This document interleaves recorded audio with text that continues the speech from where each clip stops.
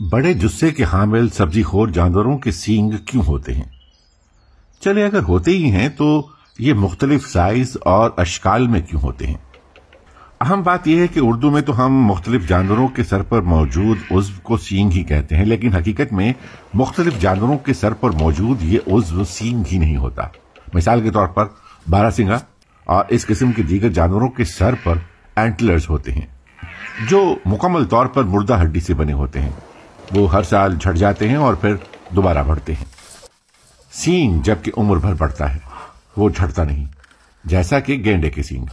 اس جانور کے نسل کے سینگ انتہائی سخت کیراٹن سے بنے ہوتے ہیں۔ جگالی کرنے والے جانور جیسا کہ بھیڑ، بکری اور ہرن کے سینگوں کی بنت اور خصوصیات تقریباً ایک جیسی ہوتی ہیں۔ ان جانوروں کے سینگوں کا بنیادی حصہ زندہ ہڈیوں پر مشتمل ہوتا ہے جو خون سے پرورش پاتا ہے۔ اس میں کیراٹن کی ایک سخت پرت بھی ہوتی ہے۔ ان سینگوں میں وہی مواد ہوتا ہے جو انسانی بالوں اور ناخنوں میں پایا جاتا ہے۔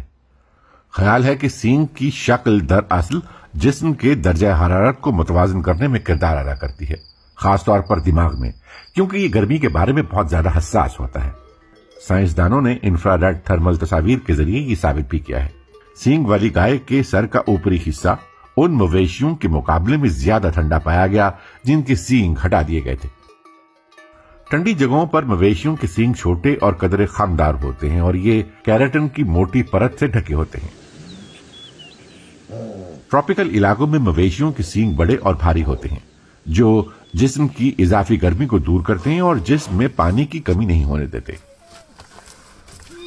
یہی بات ہرن اور اس نسل کے دیگر جانوروں کے سیدھے سینگوں پر بھی لاگو ہوتی ہے۔ ان کے سینگ کیراٹن کی پتلی پرت سے ڈھکے ہوتے ہیں۔